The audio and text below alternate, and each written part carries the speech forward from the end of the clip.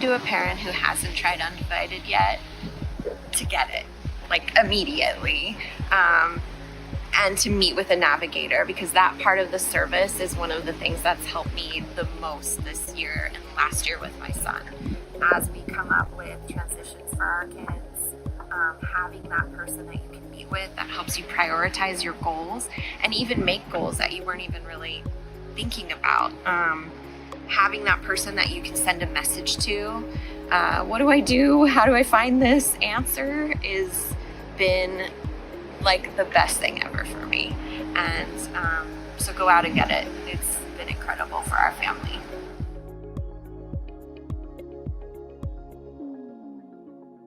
As parents of children with disabilities, we're always juggling school, activities, appointments, all while trying to answer 3 big questions that could ensure our kids have the support they need.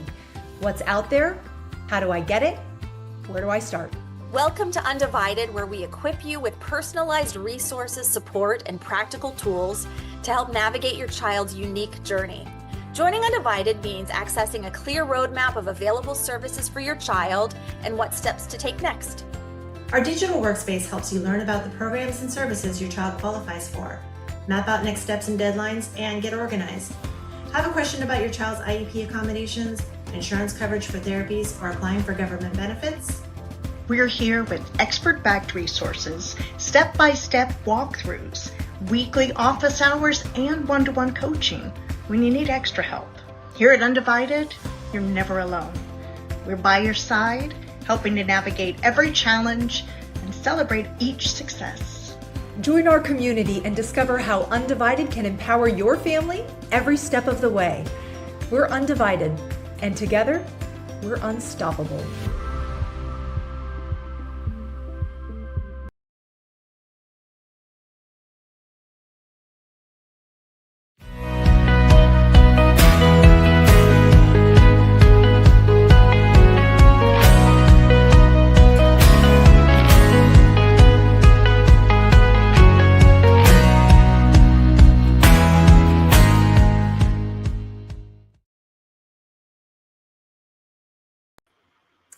Hey everybody, welcome to Undivided Live. I'm Lindsay Crane and I head the content and community teams here at Undivided. Thanks for being here today, where we'll be talking about what to do when it's just not working at school. How can we use the IEP process to truly understand what our kids need and how to make sure those needs are met? If a school says something isn't working, is the focus on problem solving, or is your child being blamed for the lack of progress? Are you hearing suggestions to cut back on services, maybe even a change in placement? Yes, services and placement are valid parts of any IEP discussion, but if something isn't working, the team's job is to figure out why, what's getting in the way, what needs to change. Sometimes we're told everything's going great, but other parts of our child's experience tell a different story. So how do we get to the root of what's really happening? What questions should we be asking? Because at the end of the day, an IEP is about ensuring our child has what they need to succeed in school.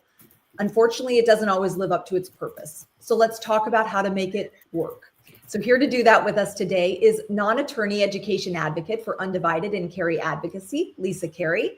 Lisa's advocated for thousands of families with IEPs, including her own. She's also the mother of 3 sons with disabilities. Welcome back, Lisa.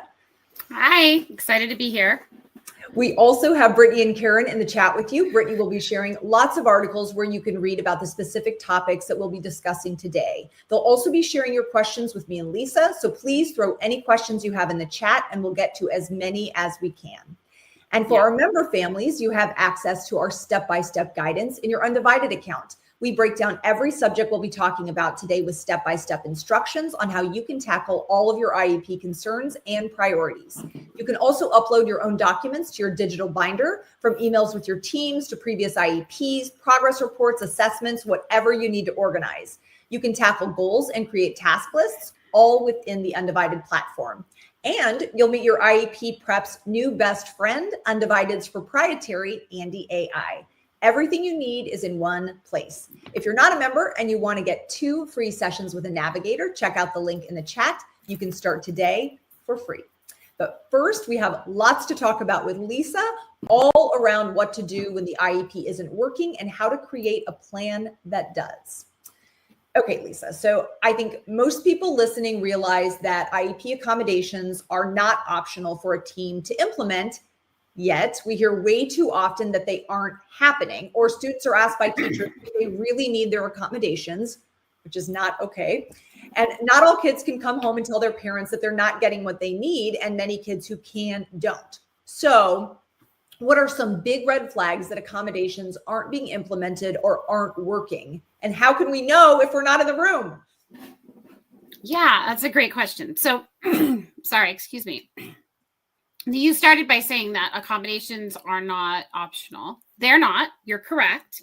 However, accommodations are also not something that you want the school to implement every single day, every single one. They're as needed. So what do I mean? Let's just say your child has an accommodation of extra breaks, right? And they're doing an assignment. They're working, they're focused, they're doing what they're supposed to do. You don't want someone to come up and be like, hey, stop working, you need to take a break now. So, right, accommodations, they are not optional, but they're also as needed. And so, how do you know if they're working? It's going to really depend on the type of accommodation, obviously, that we're talking about. Some of the common things we might notice is obviously your child can tell you. If your child can't tell you, like so many of our kids, you might notice an increase in behaviors when they come home from school, or in the morning when they're getting ready to go to school, they don't want to go. Work samples, right? So for example, if your child has an accommodation to be using a device to type and the work's coming home handwritten still, excuse me, then, another way too is to ask the teacher very polite, in an informational gathering kind of way, very politely ask the teacher some open-ended questions, right? So for example, you could say, oh, I noticed that he brought home this test. Can you share with me what accommodations seem to work well for him during this test, right? Assuming the positive. Instead of saying, are you using his accommodations? Because your answer is going to be a yes or a no, probably a yes. So I would ask more open-ended, like which accommodations seem to be most helpful for this type of assignment, those types of questions. It's a great idea. And what can we do as parents when accommodations aren't being implemented? And we confirm that they aren't, then what can we do, Lisa? Well, the obvious answer, right, is to have an IEP meeting. But it is possible too they just don't, I don't want to say this, right, because they should know, but maybe they don't know, right? So you can ask, I'm so sorry, you guys, I'm like lost my train of thought. Try asking the teacher, like, how come you're not allowing extra time on the test? Was it not working well? Is there another thing you're doing instead? Try to get some information. If it turns out that they're just simply too busy to be bothered, then you're going to have to ask for an IEP meeting. Right. And what are the biggest, sort of same question, but about modifications. What are the biggest issues that you see with modifications that make them unsuccessful? Well, I think the biggest issue is the school's not following through. Or they don't specifically have somebody assigned to do it. It's one of those situations where the teacher thought this other person was doing it and the other person thought the teacher was doing it. I see that more often than you would think. So in the IEP meeting, when those modifications are being decided upon, it's a good idea to ask who's responsible and get kind of specific information. And I do, like I said, I think it's the follow through. The follow through seems to be what I see the most.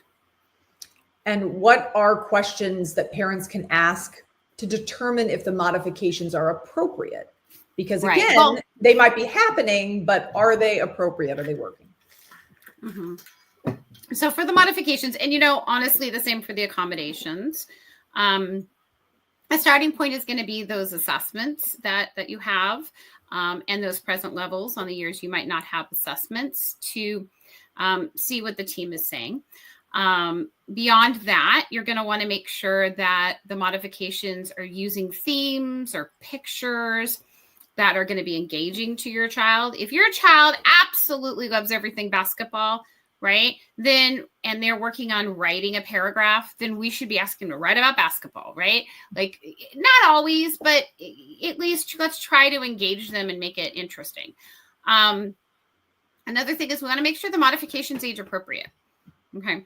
If you have a 5th grade child who's reading at a kindergarten level, the theme shouldn't be Winnie the Pooh. They're in 5th grade, right? Appropriate, but using those kindergarten level words, if that's the instructional level that they're reading at, right? Let's see what else. Find out if your child is bored. Again, it's going to be some probing questions, watching behavior. If your child is bored, or alternatively, if they're very frustrated, that might tell you that the modifications are too easy or too hard. Right. And I mean, I think everything that Lisa said, what is coming home, look at the work samples, look at the classwork. Is it appropriate? You can take your own data. You can look at those assignments, try them at home and see, are they struggling? Are they not? And hopefully then have conversations with the team and let them know what you're seeing at home as well. Another thing about modifications or any kind of classwork, Lisa, a lot of times we see aides creating modified materials. So is that okay, or how should it work? So an aide or a paraprofessional or an aide should be implementing what a teacher, a credentialed teacher, so typically a special education teacher, but it could be the general education teacher, depending on the circumstance, has prepared. Now, they can show the aide how to deliver the materials, right? But the teacher is the one who is structuring the assignment. Now, that being said, if the modification is something that is very simple, right? And they tell the aide, hey, cut this and paste this and print this, that's okay too, because it needs to be under the direction of the teacher. But the aide should not be Googling how to modify it or something and doing it themselves. Right. And certainly not on the spot. And whether that's a classroom aide or a one-to-one aide, right? They should be taking direction from the teacher. Always. Another issue. Aides are not teachers. Sorry. Right. Yeah, exactly. And another issue that really shows us that things might not be working, like pullouts and isolation within a gen ed class, can be a big issue with accommodations or modifications. So specifically around modifications, what can we do if our child in gen ed is pulled out or pulled to a corner to work on a different lesson or assignment than the rest of the class? So I think in your question, there's 2 parts, right? One is if the child's working on something different, right? And the other is if they're pulled out or pulled aside. So if they're pulled out, that's really going to depend on how the IEP is written. So if it's written the child should be pulled out in the IEP, then they're going to be pulled out. If the pulled aside in the classroom, where we're kind of almost siloing the child within the room, right? That could be appropriate if other kids are being siloed or moved out in small groups too. So sometimes, for example, in a lower elementary class, you might have a group of 2 or 3 students working on this with this adult over here. And so if everybody's doing that, I personally don't have an issue with it. But the third part of your question, right, is if they're doing something else. That is where I do have an issue. And this is not easy as I make it seem. It does take some training for the teachers to learn how to do it. But if everybody in the class is doing math, the child who is having modification should also be doing math. They shouldn't be watching a YouTube video or tracing their letters at that time or working on writing their name or a sentence. They're doing math. If the class is learning about a history lesson about World War II, the child should not be looking at their literature or their science. They should be doing their history too. And their history should also be World War II. They should be learning the same subject, but it should be modified to their level as per the IEP. Right. And like you said, Lisa, sometimes that maybe that you might need some team training. So the team feels comfortable on how they're teaching, how your child is included in what that lesson is. And they might be working, maybe their work looks a little different, but they are absolutely a part of that class and should not be learning something different. And there was, you froze for just a minute, Lisa. So just a little clarification when you were saying that people that, if everyone is getting pulled out or doing separate things. And by that, I just want to clarify, because I'm sure that's like gen ed students too, right? Not that clusters of students with IEPs are being pulled out, but if that's how the class is run, that maybe like, hey, we're going to go do this fun thing somewhere else. And like all the groups are rotating. That's what I just wanted to clarify with that statement. Yeah. Yes, that's what I meant. And in schools now, there's a lot of group work and there's a lot of small group work where it's 1 or 2 or 3 students that are doing something. And then there's larger group work too, as they get older. And so I think that in the lower elementary, they want to start preparing kids for that. And it's also easier to teach. If you got a bunch of 7-year-olds, they call it in preschool and kindergarten centers, right? We've all heard of centers, right? As they get a little older, they don't necessarily call it that. They might call it your reading group or whatever, right? I'm just saying is if your child is being included in general education and they are being pulled, but everybody else is being pulled too, both kids with and without IEPs, then that is something to be careful of. I myself got upset when my child had been pulled with another student, only to find out that they were taking 2 students at a time, alphabetically, out of the room for something and bringing them back. And it was the whole class alphabetically. So just wanted to point that out. As long as your child isn't a center of one and they're the only center Exactly. that's in a corner, then right. Right, exactly. That's a conversation to be had. Yeah. And another huge issue, teachers and parents sometimes struggle with how to understand how they can make a gen ed setting work for a student who's significantly behind grade level. And the result is that student is often placed in a special education setting. So how can we make it work for example, if a child is developmentally at a 2nd grade level and they're in 8th grade, how can we advocate to make them successful in that gen ed 8th grade classroom? Well, so there's lots of things that can be done. The biggest problem or barrier, I guess I should say, to this is support for the staff right now. A lot of times, one teacher in a room of 38th graders isn't going to be able to differentiate instruction for anybody, right? So they need to have the support built into the classroom. That's obviously the first one. Then some of the other things, reading literature is such, for me, the go-to because it's so easy to explain. But they have modified books, okay? So, for example, if the whole classroom, and it is a lot of 5th grade classes read Johnny Tremaine is the book, right? There can be a modified book, which takes the same sort of key points of the story, right? And really simplifies it. So a chapter might be boiled down into a few sentences. And of course, they'll include some pictures and stuff. And the benefit for this is when the class has a class discussion about, the chapter that everyone was supposed to have just read, the child who has the lower reading level still knows what happened in the story, right?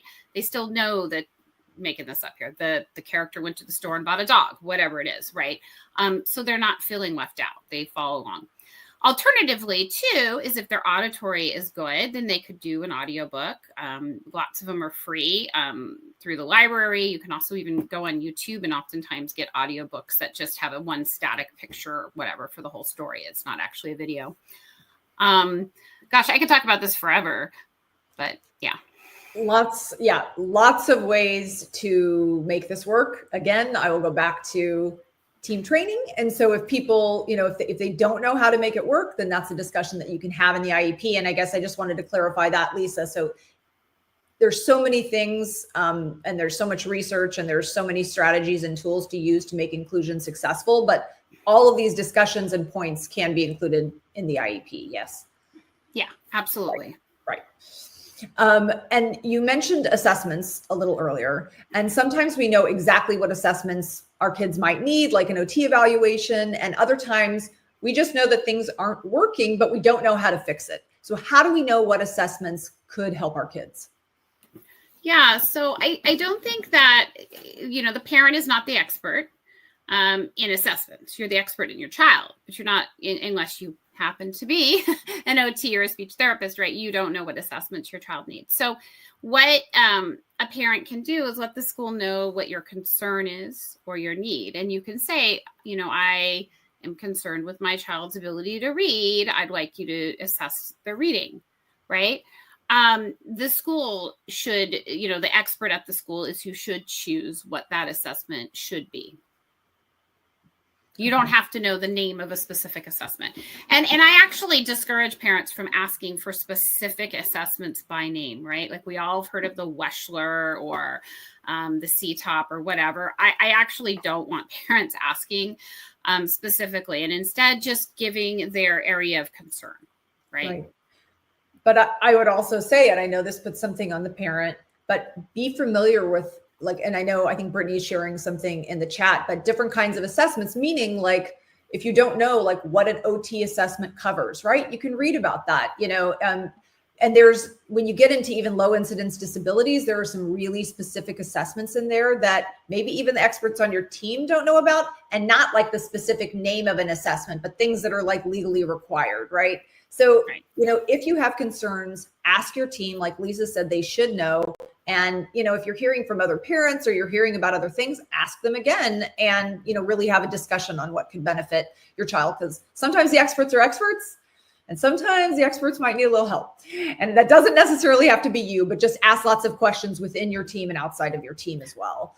And I do also, oh, sorry, go ahead, Lisa. Can I just elaborate on one thing I said, which is, when I said I don't want you to ask for assessments, there's actually a reason for that. And that is, you don't want to be in a situation where you ask and push for specific assessments and they do those specific assessments. And then you're not happy with the results and you say, I want to get an IEE or something else. IEE stands for Independent Education Evaluation, which is an assessment done by somebody that doesn't work for the school, but that the school pays for. You don't want the school to say, well, I did the assessments that you demanded I do. I would have chosen something else. So we're going to do more assessments. So we want to let the school sort of have the first shot, and we want to let the expert use their expertise to figure out what the assessments are. I just wanted to clarify the why. Yeah, definitely. And a follow up on the IEE, or it's the Individualized Educational Evaluation, right? Did I get that right? Yeah. But can you just explain? I mean, you gave us that definition, Lisa. But how can parents utilize their rights for an IEE? Yeah, if an assessment is done for your child and you disagree with the assessment, and that is literally the bar, you have to disagree, right? You don't have to have a specific disagreement. You just have to disagree. You can request the school district perform an individual education evaluation, IEE, which is where the district funds for an assessment by an outside assessor. And you usually want to request it in writing, because everything we do is going to be in writing, right? And the school district either has two responses that they're allowed to take: fund or file. Fund meaning, yes, here's how you go about doing it. And file is file to prove that their assessment is appropriate. File due process. And if that happens, you as a parent can either say never mind, or you can proceed to move forward to assert that you want an independent evaluation. Got it. And so just to sum up modifications, what are 5 tips to make them successful? 5 tips. Okay, so first I would ask for work samples. And I think when you ask for work samples, it's a good idea to ask for if your child is in a general education classroom, right, and their work's being modified in that classroom, ask for the general education instructions for the same assignment. So you want to see what the general education, I keep saying general education students, but all of our students are general education students. So the kids without an IEP, right, see what their instructions for the assignment was, and then, look at the work sample to kind of compare how it was modified. You want to make sure that the IEP itself lists who's responsible for the modification. I said that. Again, we don't want to be in a situation where we think someone else is doing it and nobody does it. You want to look if the modifications are too easy or too hard. So ask open-ended questions. That's definitely an important one. And find out whether the modifications are excluding them from their peers. That's a good question. And I think the last centers one, of one. Just remember that. No centers of one. No centers of one. I like that. That's actually a good way to think about it. And then, of course, the modifications should be aligned with the goals in the IEP wherever possible. And as we've been discussing, obviously placement can be a huge sticking point. So what if a family is requesting a non-public school or an NPS? How can they advocate within their child's IEP? Well, to go to an NPS, which stands for a non-public school, usually that happens when a school, there's like two ways I can phrase this, right? One is when a school can't handle your kid and isn't able to educate them. Right. But the way we say that is if their placement is not appropriate. It's always that appropriate is the word that we're looking at. Right. And you want to take a look at if you as the parent are advocating for a non-public school for your child, then what I suggest you do is get a piece of paper and a pen. This is for yourself, right? Or your iPhone or however you take notes, and start jotting down what's not appropriate about school. And when I say school, I mean everything that happens from drop off to pick up. So it doesn't have to be just the physical school. It can be the academics, it can be speech, it can be peers, it can be safety, all of those things. And start making a list for yourself. Do we need, oh, sorry, go ahead, Lisa. And I was going to say, like, how do you get an NPS? Well, once you've figured out why your school's not appropriate, simply start by asking for it in an IEP meeting. Sometimes the school might say yes. I've actually had that happen multiple times where we said, this is not appropriate and here's why, and we want to look at an NPS. And the school said, okay. Or they're going to say, absolutely not. This is appropriate, in which case you'll likely need an attorney. And do we need to request an assessment for a placement change? It depends. If you have just had your round of assessments, you're in your triennial or you're in a continuation from your triennial, maybe not. It's just going to depend on the specifics of the case. If you're saying they can't manage your child's behavior and that's why you want to move to an NPS, but you've not had a functional behavior assessment, which is an FBA, then you're probably going to need to get an FBA first. Okay. And you mentioned safety concerns. And so I wanted to follow up on that. What if there is a safety concern or something that requires an immediate placement change? What can parents do? Yeah, immediate placement change. I would request an IEP meeting. Keep in mind, there is no such thing as an emergency IEP. The regulations say that they have 30 days to hold an IEP meeting from when a parent requests it. And there's no way to change that regulation by saying it's an emergency. They still have 30 days. However, I would let them know that it's urgent in writing and that you have safety concerns. Include that in the writing. That might nudge them to move a little bit faster, because if you think about it, if something does happen to your child after you've told them you have safety concerns, there's a liability there, right? So I would just put it in writing that you would like to have a meeting as soon as possible because you have concerns about safety. You had also mentioned bullying. So can parents request that their child not be in a classroom with the child who's bullying them? Yeah, absolutely. If there is bullying and it's risen to the level of bullying, the action should be taken against the other child, not the victim. Meaning the other child should stay where they're at, unless there's something else going on, right? That it's not appropriate. But generally speaking, the bully is who we would want to move. Yeah. And I sort of made a face just because I know that so frequently that is sadly not the case. And that's not how it's done. And it's all about, what our children should avoid or how they should act differently, or maybe they should, go to a safe place during lunch or whenever it might be happening. And that actually leads me to another question. If there are times like passing period or lunch where a child is being targeted, can they request aid support or extra support during those specific times? Absolutely. Absolutely. You can request from a school a safety plan.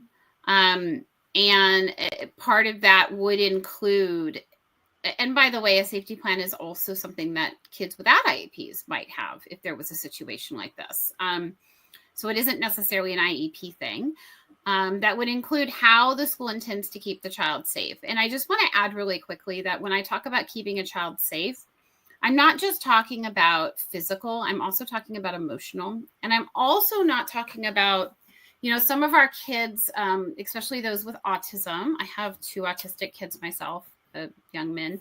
When we're talking about, sometimes there isn't actually bullying going on, but the child is perceiving bullying. Okay.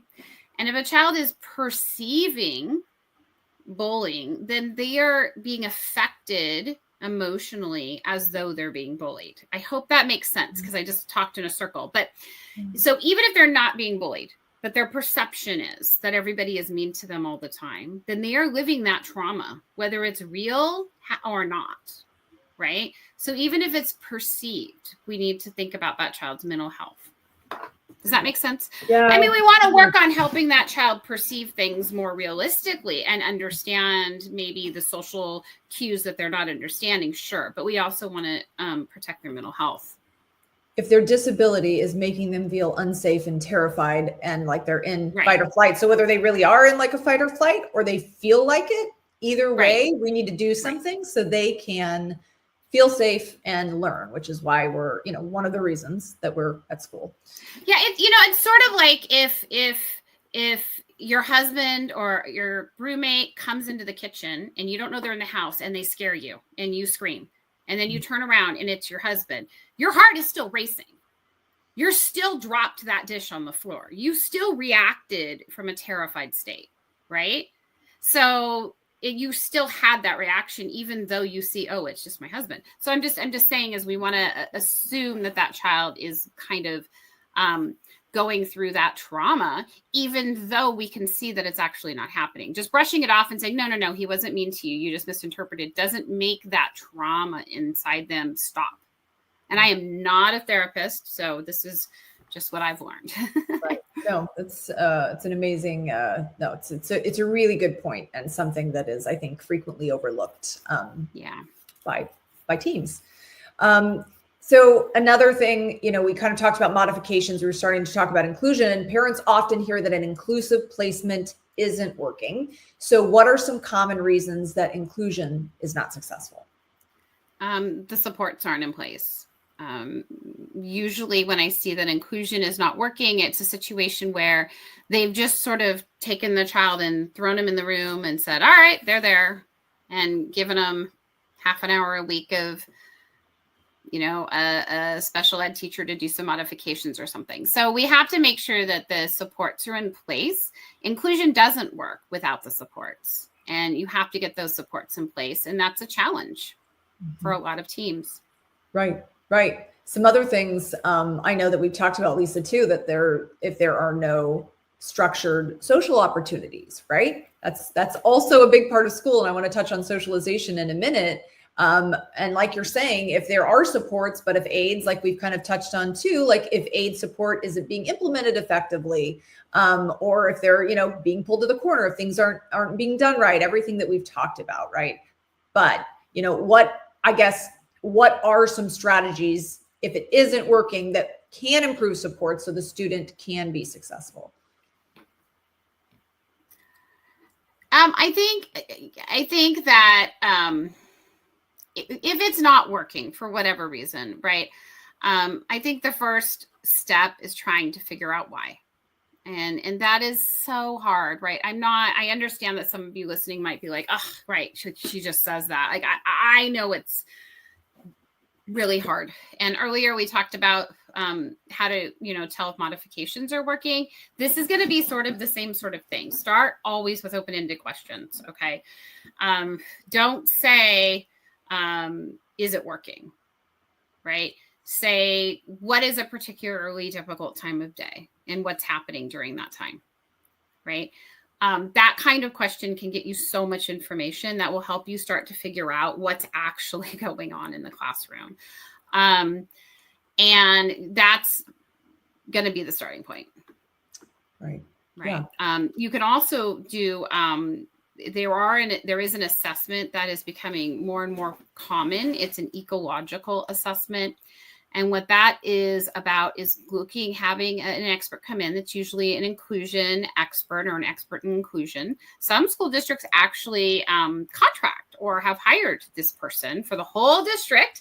And they look at the environment. They're not so much looking at the kid who we're including, but they're more looking at the environment and the structure of the day and the structure of the class to see what changes might be done to make the environment more inclusive. Right. Yeah, I think, and I know Brittany again is sharing some links in the chat, and you can read more about that. We just wrote that up because it's something that a lot of our kids need. That again, a lot of teams don't know about. And you know, all of the strategies that Lisa's talking about all through today, right? Whether they're behavioral interventions, you can get peer mentoring, you know, assistive tech, you know, all these accommodations, modifications. There's so many tools that can be used. And I like how you said that, Lisa, that these assessments are really looking at the environment and not the student, because it isn't about how the student needs to change. It's how do we change that environment so the student can be successful. What if our kids, Lisa, are not meeting their IEP goals in an inclusive setting? Is that a reason that a child can be removed from gen ed? So, you know, the standard is we have to try all of the things before we move a child from a general education. So if the child's not meeting their goals, then we need to look first at, are the appropriate supports in place? Are the appropriate accommodations and modifications? Is the appropriate staffing there? Is there all of those things, right? Does a child need more speech? Does a child need more OT? Does a child need an aid? Does a child need an aid only for lunchtime? Whatever we're going to look at. Once all of the things have been tried, in a perfect world, the next step would be to have them go to a special education environment for a part of their day, right? I wouldn't say necessarily, oh, this child can't do inclusion 100%, so now we're going to go 100% to a special education classroom. I would say, well, let's just do math over in special ed and the rest of the day, you know, like, so try to find that balance where they can still be included as much as possible. And that does actually get a little bit easier in middle school, believe it or not, because everybody has a different math class, right? Or high school, just in my example. Right. Although sometimes it does get a lot more difficult as kids get older Socially. to talk to your teams. I think a lot of teams have a harder time seeing how inclusion can work as kids get older and those gaps get wider, but the conversation is the same. It really is. And then Lisa, so are your answers, is that the same, like in any placement, if kids aren't meeting their IEP goals, what do we need to do? Are those answers the same? Yeah. Like what's missing? Why? I always want to know why, right? Was the goal too lofty? Well, if the goal was too lofty, why did we think a year ago or 6 months ago that it was appropriate? What changed, right? Because everybody agreed that it was appropriate. Did the child change that drastically? I doubt it, highly. Though it is possible, right? Something, the kid could have gotten sick, whatever, something happened. But I would want to start with why and what's missing. Right. What do we need to do differently? And too often, our kids or their disabilities are blamed when things aren't working. And maybe we're told that they're not capable, you know, of appropriate behavior, academics, progress, whatever it may be. It's really wrong. So how can we respond, Lisa? Yeah, we can't blame the kid for their disability. And that's so wrong that it's one of those things that, like, I can feel I'm getting a little bit like worked up. Like, what are you doing? And I think that if things are not working, the adults, right, need to look at what changes can be trialed. And by the way, when I talk about looking at changes, it doesn't mean that we're going to say necessarily, okay, we're going to do this new thing. I'll talk to you all in a year, right? We can trial. We can say, let's try this new thing for 2 weeks and then meet maybe informally. Maybe it doesn't have to be the whole team, but meet again and see, did it work? Did it not work? Let's try this other thing. And try different things, but please stop blaming the kids for their disabilities, right? Like, if your child has ADHD, we all know the child's got impulsivity, okay? And we can't say, oh, well, the child's just too impulsive and keeps poking their peer with a pencil, whatever it is, right? We need to restructure that environment so they're not able to poke the peer with the pencil pencil, but they're still in the classroom and in the environment, right? So maybe all of the desks need to be turned at angles. I don't know. But if they do it to the whole class, it's still inclusive, is my point. Right.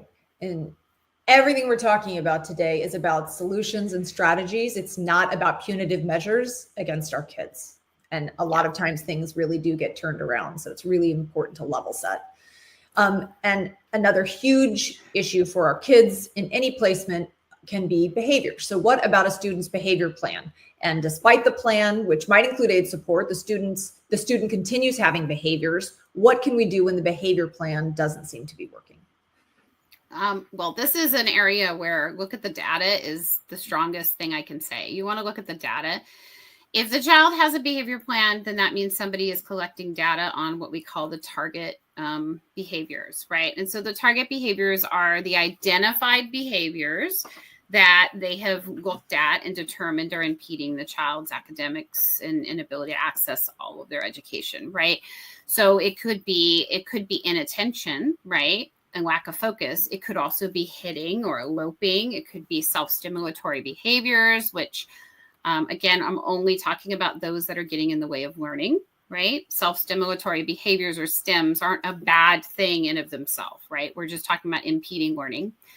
And so if it's in the behavior plan, then there is somebody doing data collection. So let's look at that data collection and see what has changed. Maybe when the plan was written, the behavior only happened at transitions, but now it's not even happening at transitions. It's now happening, whatever, during math. I don't know. I pick on math a lot because that's my area that I'm very not good with. But we want to look at the data. And honestly, this is a place where in my brain, because I really try to be polite in IEP meetings, but in my brain, when they talk about all the reasons that the kid is not whatever, in my brain, I'm always saying, well, that's your opinion. Where's the data? I want, that's subjective. I want objective data collection. And if there's a behavior plan, that should be available. Right. And just back to that blaming question, if a school is constantly sending our child out of class, if they're stimming or if they're moving around, how do we handle that? Yeah. So if the child,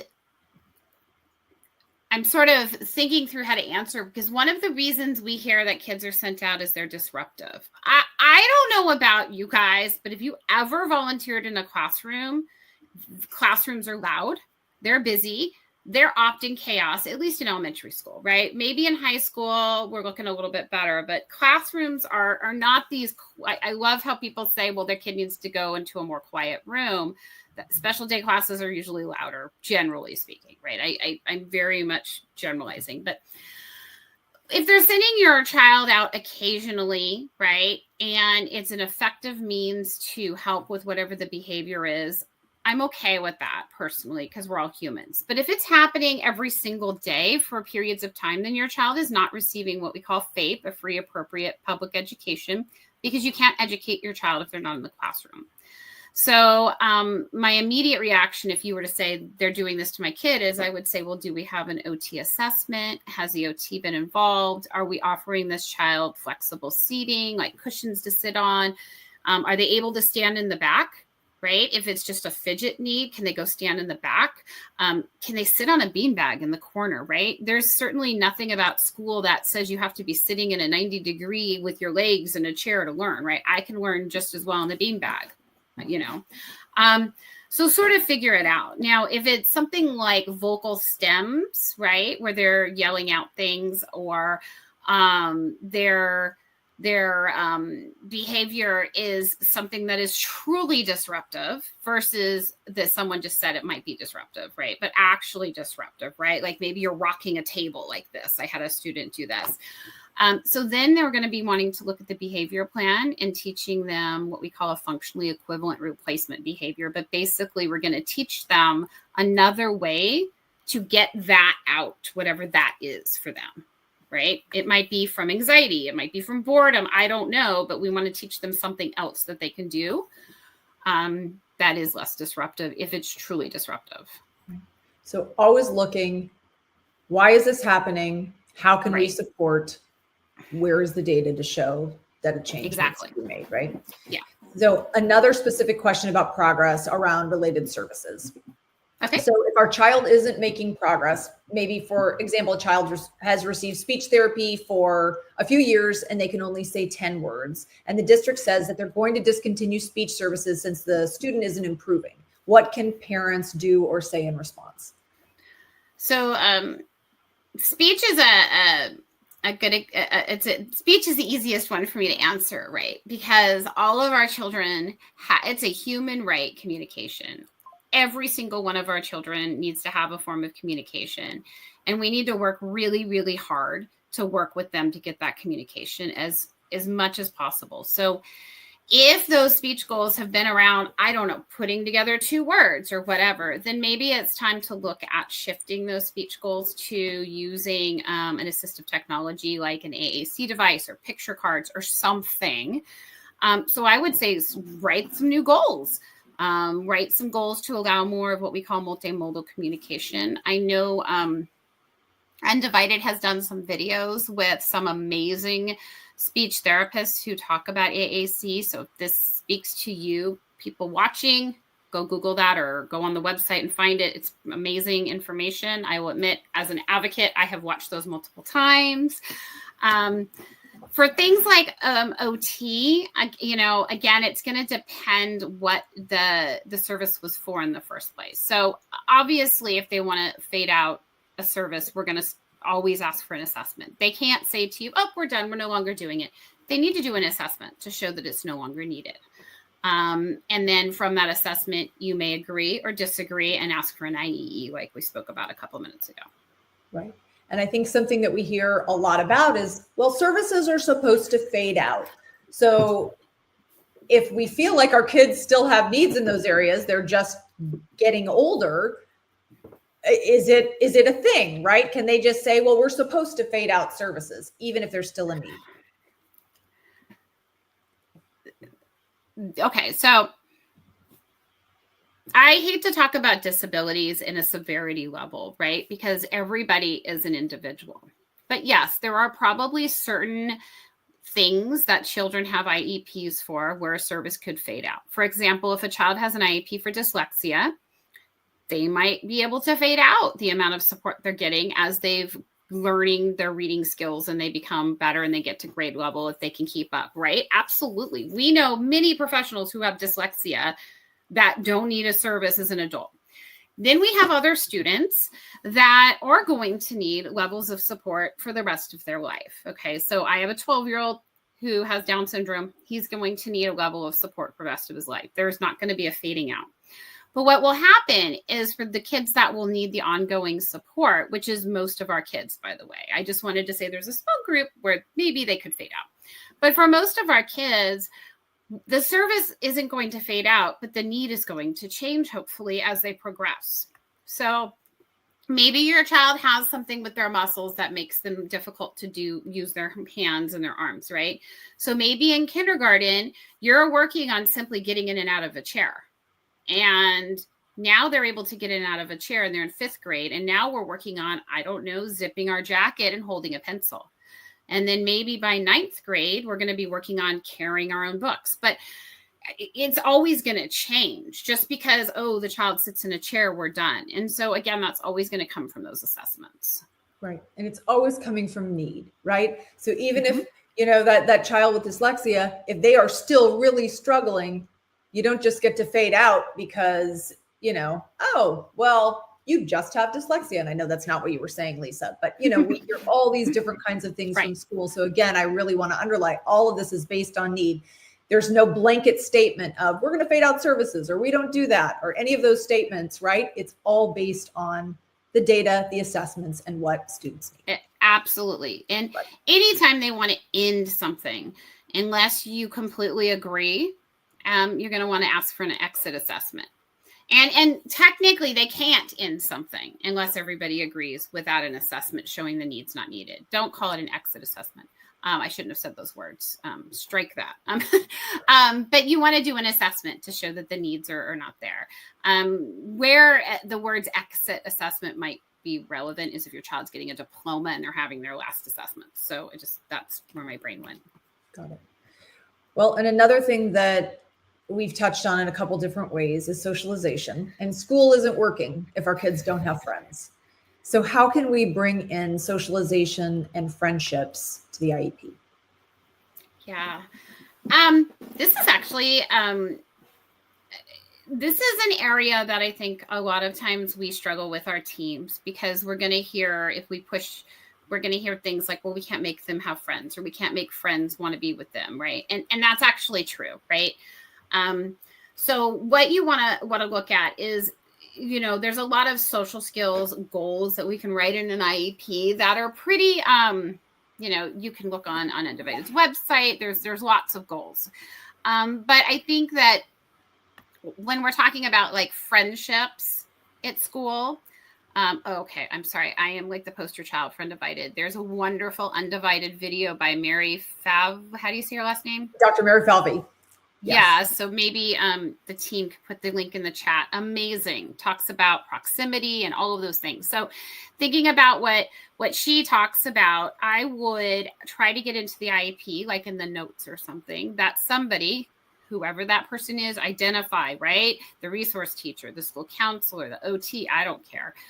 Well, encourage your child to join a middle school club. A lot of the clubs at middle school and high school, they have clubs at lunch, right? And these clubs are student run and student driven. So they could be the Minecraft club or the Dungeons and Dragons, okay, aged myself club, or the reading club or the chess club or the Lego club, whatever. Encourage them to help your child get into that club. Now they're open to everybody, but some of our kids might need that prompting, like, hey, let's go up to Miss Room. The Lego club's in there and you love Legos. Let's go check it out. And those types of situations tend to be easier for kids with social skills concerns, because you know what you're going to talk about in the Lego club. And you know what is expected in a Lego club, right? That's easy. You don't have to try to figure out what to talk about, especially, for our kids that might be autistic or have those type of things. So those are the types of things. I would also make sure that regardless of whatever class your child is in, whether it's a special education class or a general education class or a combination, that you are on those mailing lists from the room moms or whoever handles that, so that when there's a dance or when there's a school-wide event, a trunk or treat or whatever, and make an effort to get your child there so that they can have that opportunity too. Yeah, I have frequently heard and experienced in special ed classes, a lot of times, those parents can be left off of those communications, or even if like, hey, let's have something where everyone's going to go meet at a park, right? Like if your child is in a special ed class, how do we make sure all that communication is happening so that everything that's going on, socially in and out of school as well. And Lisa, I've asked about a lot of specifics, but sometimes, we don't know what our kids need. I mean, we know things aren't working, but we don't know why or what could help. And many parents just know, like, my kid isn't getting it, or they're frustrated, or they're not making progress. And most of us aren't teachers. So we know our kids, but we don't always know how to help them. So how are we supposed to know what we don't know? And the school is supposed to know, but how can we get help if we feel like the school is holding back? Okay. I have a kind of two things. So the first one is ask the school. Don't accuse. We're always going to come at this from a place of collaboration as much as possible. I know some of us have been really burned by our schools, but let's start just by asking. Ask about communication logs. Ask about what's going on. If you don't know what you don't know is the premise of your question. And the only way that you can find out what you don't know is if someone tells you or you read it, right? So just start by asking. But my bigger answer is find your community. And I cannot stress this enough. This isn't even advocate advice. This is mom advice. I have a 21-year-old, an 18-year-old, and a 12-year-old with disabilities. And if I had not found my community, and what I mean by that is when my oldest was diagnosed, we had these Google, Yahoo email listservs. Yes, I just used myself. I remember those. And that was where I found out what I didn't know. I would ask questions of people like, oh, my kid's not learning this, or my kid's having this problem. And they would be like, oh, that's how I learned about Regional Center for the first time. Okay. And now we have Facebook groups. We have disability specific organizations. There's for Down syndrome, there's Club 21 and Down syndrome organizations. There's a cerebral palsy association. There's the autism groups. Like, there are so many organizations. And Undivided. Undivided, I'm apparently the poster child today for Undivided, but Undivided has a Facebook group. I just asked a question in there yesterday about earthquakes in my kids. So find your community. And I know a lot of people think they don't have time, but this could totally be what you do before bed when what we currently call doom scrolling. Go into some of these groups and just read some other people's posts, and you will learn things that you didn't even know you didn't know. It doesn't all have to be doom, but yes. Right. Well, and I know, but I'm just saying is we have this thing we call doom scrolling right now, yes. Right? Okay. So go to a parenting group that's for your disability or not. It could be general and read. And that's really how you're going to learn and listen. Yeah. Community. And community. Super great points when you're talking about that relationship, collaboration, communication, because this is a relationship that requires both, right? With the schools, that is a partnership. And in many cases, depending on how long you're in a district, that could last over a decade. But Lisa, like, despite our greatest efforts and all the tips that you're sharing today, if things are still not working, what are our options? Yeah. Well, in California, I'm kind of jumping ahead a little bit, right? But you should look at getting an advocate to help you, potentially an attorney, depending where you are in the process, right? Like if you're ready to try to file or something. You can also turn to friends, have friends go to a meeting with you.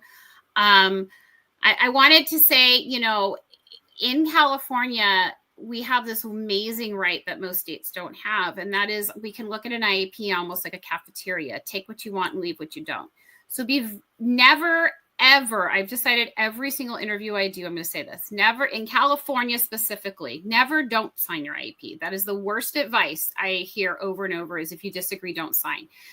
At a minimum, you want to sign your child is eligible, that you agree they're eligible for special education. And possibly there are other things. Maybe you can agree to the accommodations. Maybe there's a goal you like, right?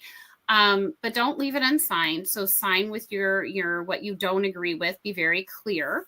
And get someone to go with you to the IEP meeting and brainstorm with you, before. Sit down and talk about it and get your ideas sort of sorted before you go into the meeting. Right. And if we make a request and the school says no, what do we do immediately?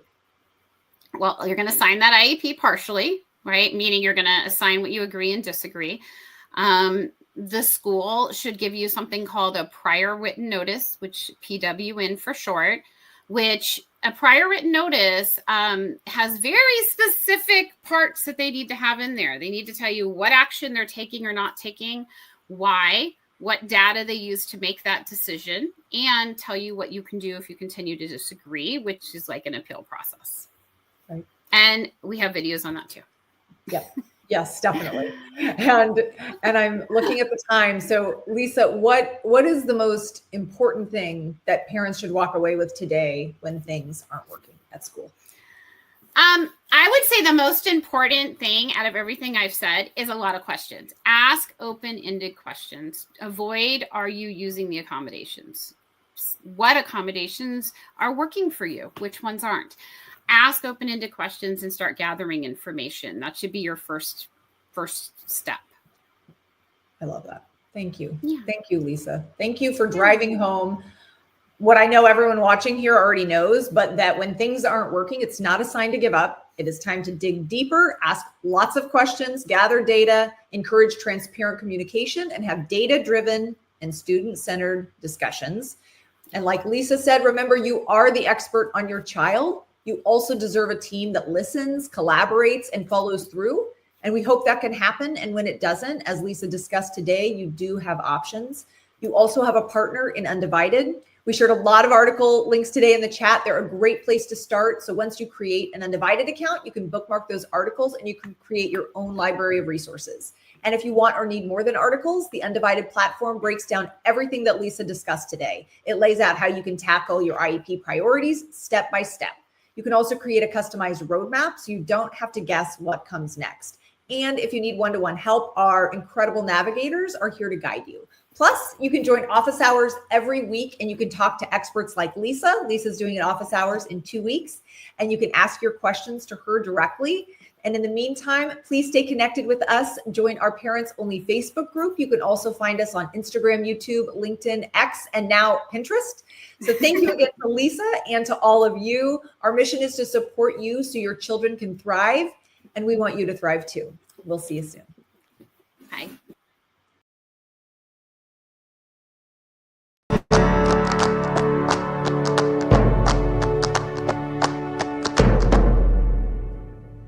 At Undivided, we know that prepping for an IEP is easier said than done, but that's why we've done the prep work for you.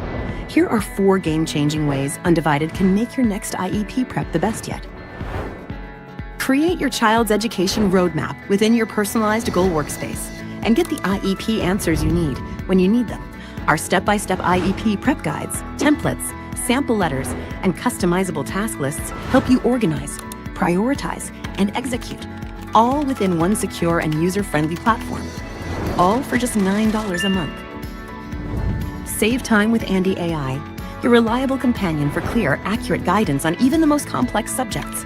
Andy is built on Undivided's trusted content, designed specifically to support caregivers like you. Andy protects your privacy and security with full HIPAA compliance, keeping your information safe at every step. Organize everything digitally with our Undivided Super Binder. Upload IEPs, assessments, and more, all in one convenient spot. For our Navigator members, you have a dedicated partner in this journey, providing one-on-one support, unlimited messaging, and access to expert-led office hours and boost calls. Our navigators are backed by a team of industry experts, specialists, and researchers to ensure your child and you are getting the services and supports you deserve. Go to undivided.io today to get started.